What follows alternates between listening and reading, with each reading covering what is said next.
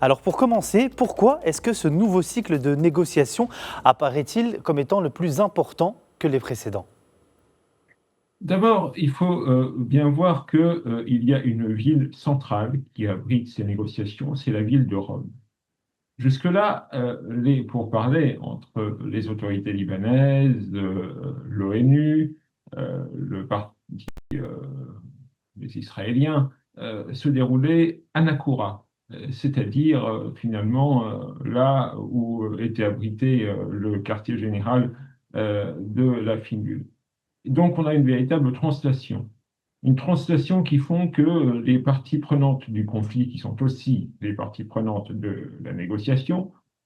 sous égide américaine bien sûr, vont se réunir avec l'appui de diplomates, avec l'appui de responsables politiques, avec l'appui d'experts, c'est-à-dire dans un environnement qui internationalise la négociation. On en est maintenant au 7e round de négociation. Et je crois que le fait que la capitale italienne, et il faut se rappeler aussi que la participation de l'Italie à la FINUL a toujours été une véritable participation, au même titre que d'autres pays centraux comme la France, je crois que c'est une excellente idée, effectivement, que Rome, que l'Italie se propose, à la fois comme terrain neutre pour ces négociations, mais également, et c'en est une conséquence, comme terrain qui va pouvoir abriter toutes les parties expérimentées qui peuvent effectivement faire avancer ces pourparlers, comme vous le soulignez en introduction, de négociations principalement centrées sur les problématiques territoriales à des problématiques de frontières, des problématiques économiques, des problématiques qui ont vocation à inscrire une durabilité qui pourrait permettre de passer de la cessation des hostilités à un accord de paix ferme. Alors justement, Pierre-Louis Raymond, est-ce que vous pouvez nous expliquer ce qui change concrètement dans la méthode américaine, sachant qu'il y a un élargissement des discussions et que les thématiques abordées vont être la sécurité, les frontières, l'économie, comme vous l'avez dit, ou encore même la reconstruction de l'État libanais? Ben, je crois d'abord que la problématique telle que l'aperçoivent les Américains est centrée sur une certaine innovation. Une innovation qui va mettre en place un véritable système de contrôle évidemment qui va commencer par la vérification du retrait effectif de l'armée israélienne des territoires, ou de la majorité des territoires occupés au Liban Sud. Une vérification également parallèle, et ça c'est très important, de la progressive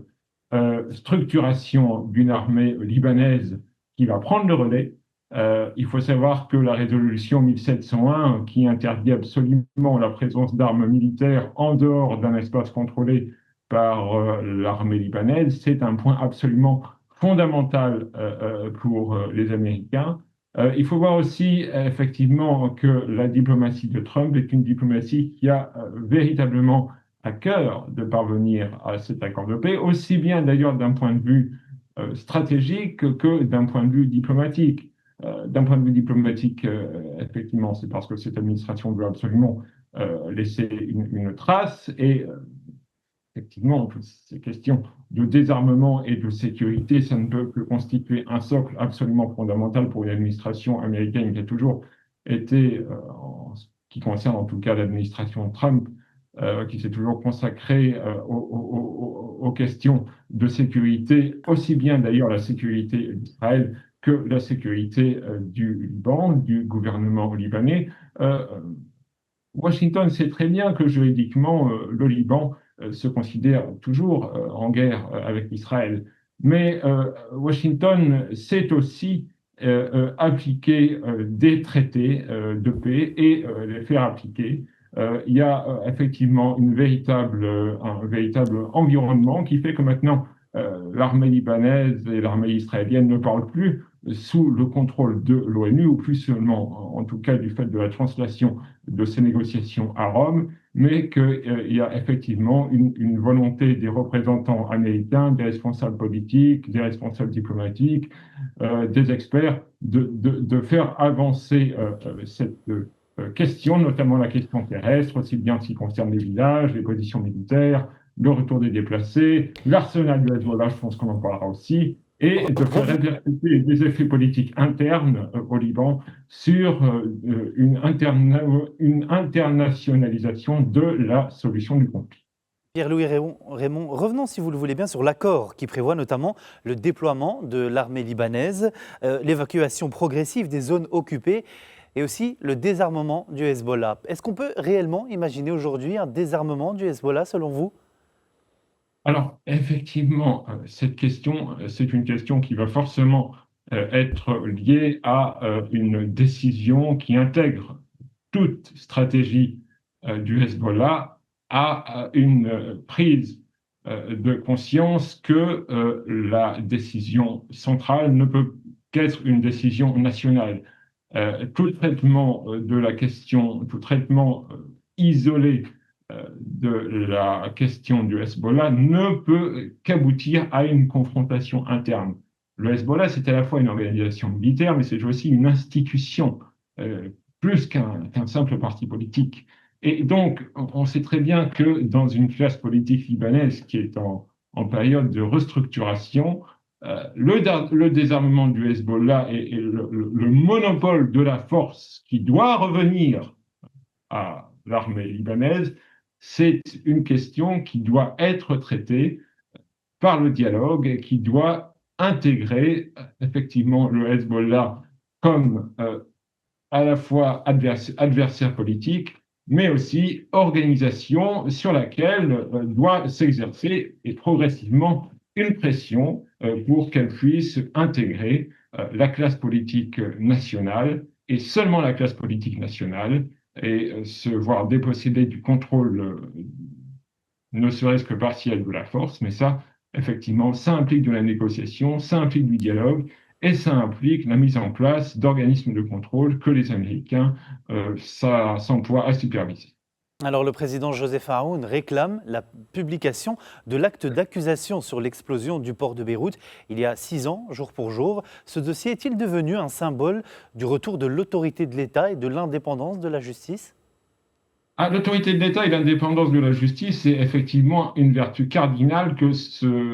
auquel ce gouvernement libanais est attaché. Et c'est une des conditions sine qua non d'une réforme réussie, à la fois du mode de fonctionnement du gouvernement, de la classe politique libanaise. Et effectivement, c'est pas seulement un acte symbolique, c'est un acte fondateur, ce que réclame le président Joseph Aoun. Et effectivement, l'indépendance de la justice, la publication effectivement de l'enquête dans son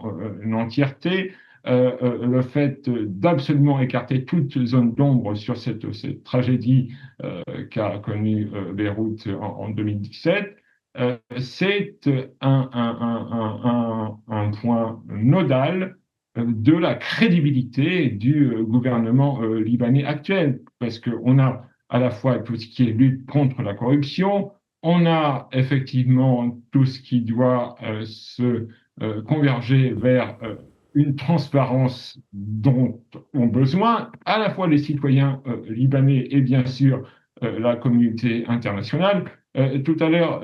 je parlais de réforme interne, je parlais d'accord interne, je parlais de discussion interne. Donc effectivement, la grande question de la mise au jour de tous les éléments qui ont contribué à l'explosion du port de Beyrouth et la condamnation des coupables. Autrement dit, que la justice fasse son travail et puisse sereinement faire son travail sans aucune pression, c'est effectivement ce que veut le président libanais et ce sera là aussi un acte fondateur de la politique nationale du Liban qui s'ajoute à sa diplomatie internationale. Merci beaucoup Pierre-Louis Rémond pour votre analyse et d'avoir répondu à nos questions. Je rappelle que vous êtes analyste politique et que vous étiez en direct avec nous depuis Lyon.